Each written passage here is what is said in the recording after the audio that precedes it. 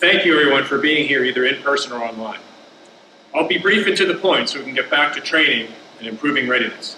I know this is an unusual assumption of command and initial commander's call, but UTA time is precious. We must use it efficiently as we can. I'm going to get right into my leadership style. You've already heard some of that because I've been consistent with what I told General Healy and what I believe in, what I'm going to tell you today. First, I will always strive to lead by example. When fitness assessments restart, I will be the first test. After the UTA, I'll post my readiness report from ArcNet outside the command section near my office. You'll be able to see my level of readiness and compare it to yours. Underneath the document will be posted under a header that says, "Are you as ready as the commander?" I will not push you to be ready and then neglect my own readiness. I will be accountable to you just as you are accountable to me. As you've already heard, I have two statements that define the negative behavior that I want to discourage. They are, "That's the way we've always done it," and "That's not my job." If I hear those statements, I'll address it right away.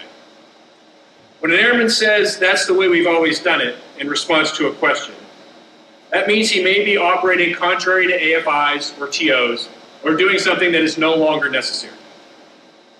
Guidance changes all the time. Procedures and TOs get updated constantly. AFIs come out new every 2 or 3 years and frequently have guidance memorandums placed on top as changes get made before those timelines. My aircraft checklist is on change 17. By training and being ready, we do our work as AFOs and TOs, or AFIs and TOs require. When an airman says, "That's not my job," it hurts the entire group. We are all intertwined. No squadron exists on its own. We all depend on each other to get the mission done. When someone says, "That's not my job," less work is getting done. We will not succeed by getting less done.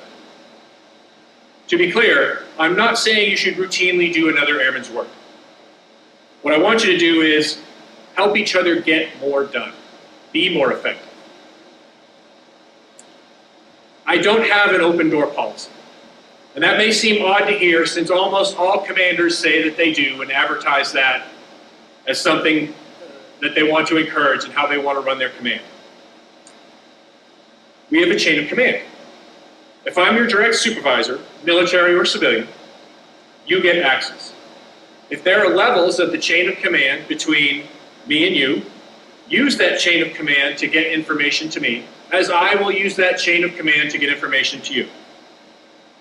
If you do not report directly to me and you make an appointment or show up at my door, I will turn you away and ask you to work through your chain. The major exception is if you have a problem with your chain. If that's the case, then you are cleared to jump the chain in order to address that problem.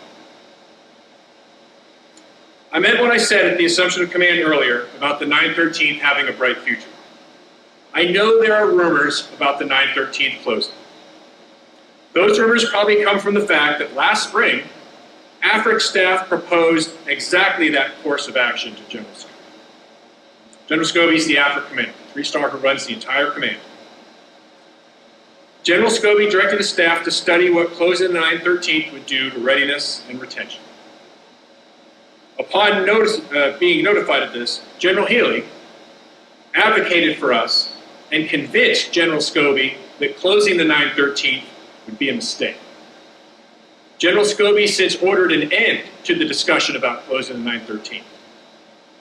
As I was preparing to come here in April and May this year, I spoke to the 22nd Air Force Vice Commander a lot, preparing for the job, getting familiar with the command, giving him my philosophy, and getting feedback from him on what he wanted me to do. I told him that I would close the unit if that's what he ordered me to do. However, I told him I would much rather come here and build a unit. He told me, "Colonel Lacouture, go to Little Rock and build the 913. Together, we are going to continue to build something amazing. Already I, or Colonel Collister before me, have filled several key vacancies. We now have a group chief. We have a maintenance commander. We have an APS commander. Soon we'll have a force support squadron commander. The FSS is hiring and filling long, empty positions. We have direct hiring authority in MXS. We're able to approve 3Rs more quickly than we can before. I just highlight that as an area where improvements being made quickly, as a unit cannot survive very long with dozens and dozens of vacancies, but we're fixing that problem. And I know that rumors about the longevity of the 913th, they don't help hiring and they don't help retention. But those rumors are false.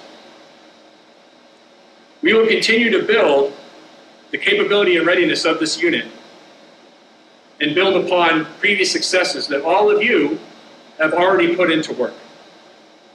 You've already done great work. A few examples.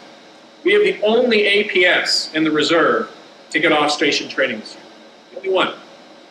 Because we pushed to get it, we knew it's important for readiness. The 327th won the Doolittle Trophy for missions flown in CENTCOM during the last deployment. That's a big deal.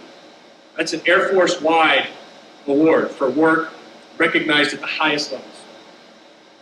Force Support Squadron, AMDS, MXS have supported the group mission while dealing with numerous long-term vacancies.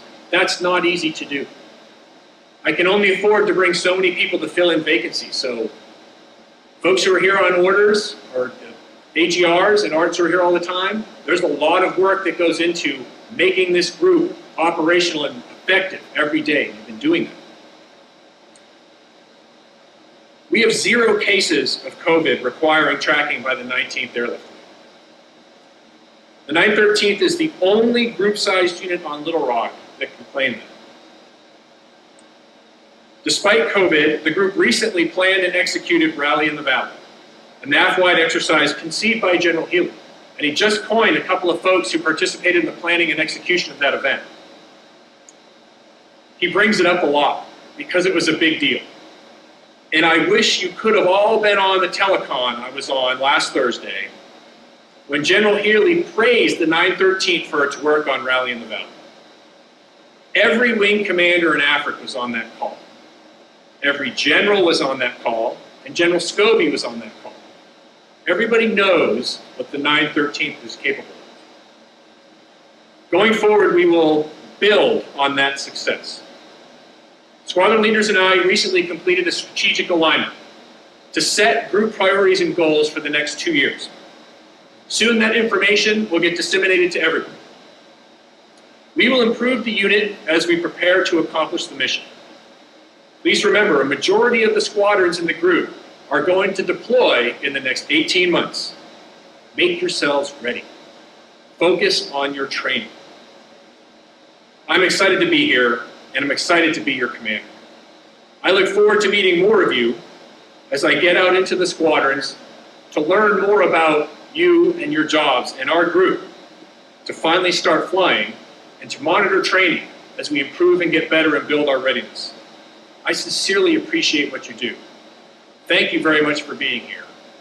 Thank you very much for serving. And please carry on.